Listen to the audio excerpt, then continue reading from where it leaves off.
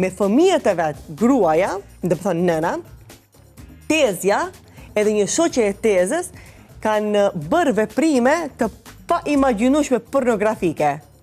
Ju kanë lyer organet intime, vajzës dhe djali 2 vjet, vajza 9 vjet, dhe i kanë lëpirë më pas. Janë mënduar ndonjëherë kushdo qoftë që me forcë ta ndalojnë veprimtarinë tuaj si gazetare? Ndoshta këtu kam një përparësi për shkak se jam e gjinisë femërore, nuk kanë tentuar me forcë. Në qoftë se do të tentojnë, vetëm do të më bëjnë famë, ju kam thënë disa herë publikisht, asgjë nuk mund të më bëjnë. Në qoftë se do të më dhunojnë, absolut, nuk ndjehem e friksuar, sepse ato janë siç thash burrat shumë të dobët ose gra shumë të dobta, s'ka lidhje cila gjinia. Burrat ose gratë të dobët, të cilat do të mundohen nëpërmjet forcës të ndalin zërin tim, vetëm ajo nuk bëhet. Edhe deri këtu ti jemi paralizuar, goja nëse do të funksionojë, përsëri do të flas. Për shembull, ju të tregoj që nuk ka asnjë lloj ndasie në punën time. Një grua më ka kërkuar në telefon duke qarë. Ja kishte me një zë të ngjirur. Buri mi ka ndapuar fëmijët. Ne jemi të ndarë, kam një vendim gjyqësor, për buri mi ka ndapuar fëmijët. Edhe unë normal jam ndjesh shumë keq në moment, i kam thënë me njëherë ke ndihmën time. Sigurisht unë nuk veproj mbas të emocioneve. Në asnjë lloj momenti kur vetëm kur kemi edhe bas kur veprojmë me emocione, kur për shembull është aty viktima ose e shohim diçka ne personalisht, përfshihesh me emocione, nuk është profesionalizmi, po për raste të tilla, jo. Edhe ka thirrë në telefon ajo zonja, më ka thënë se mi ka ndapuar buri fëmijët. Kam thënë, ti duhet t'i ndjekish procedura në cilat unë do t'i mbikëqyri pasaj institucionet, do t'a mbikëqyri antiparapsociale, policin, si do të veprojnë ndaj teje. Fillimisht do të drejtohesh më njëherë, kam thënë, te policia, e pastaj unë do e vazhdoj procedurën për ty. Ka shku te policia, atje ka filluar që të rrëfehet se si bashkëshorti ka ndapuar fëmijët, policia më njëherë ka shku në vendngjarje, ka arrestuar bashkëshortin. Në ndërkohë më thirrin familjar të bashkëshortit, njerëz tregojnë se kjo grua është e fajshme ndaj atyre fëmijëve. Me fëmijët e vetë, gruaja, dhe më thonë nëna, tezja edhe një shoqe e tezës kanë bërë veprime të pa imagjinueshme pornografike. Ju kanë lyer organet intime, vajzës dhe djali 2 vjet, vajza 9 vjet, dhe i kanë lëpirë më pas. Nëna tezja dhe një shoqe. Dhe i kanë xhiruar të njëjtët dhe tallen me ato. Kur e kam pa unë këtë, sigurisht me njerë kam dalë në anë të bashkëshortit.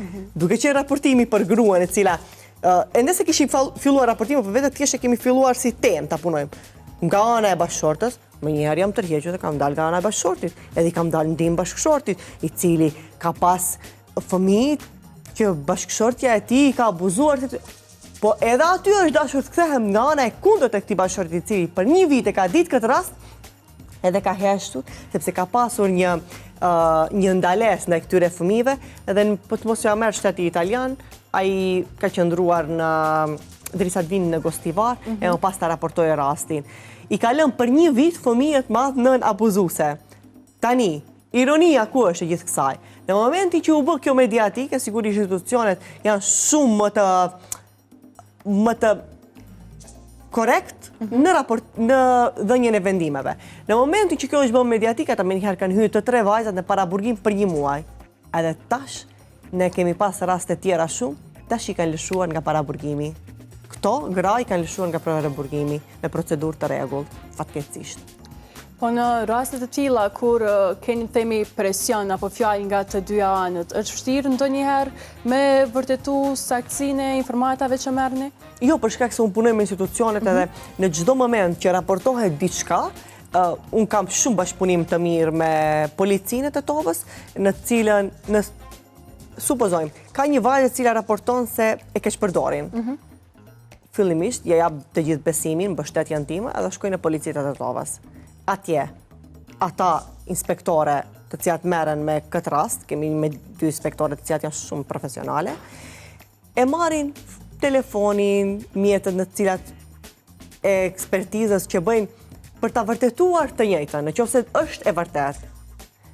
Pasi kemi ne tabulatet e telefonit, mënyrën e të tjera që nuk dua t'i përmendi për shkak të hetimeve, të mos i zbulojmë të gjithë mënyrat e si vinë deri tek e vërteta, kur i kemi këto dokumentacione si janë të vërteta, marrun okejnë e atyre inspektorëve që po, është kështu siç është, normal unë e kontrolloj të gjithën, edhe deklaratën kur e japin ato vajza, kam një lloj monitorimi ndaj mënyrës se si do të thotë, si do të procesohet, prokurori me çfarë neni do ta ngritë këtë lëndë, gjithçka që të mos ketë asnjë lloj lëshimi, e më pas kur vërtetohet se është e vërtet, po atëherë e prezantojmë në publik. Ndryshe jo s'ka shansa sepse ka edhe mashtrime sigurisht.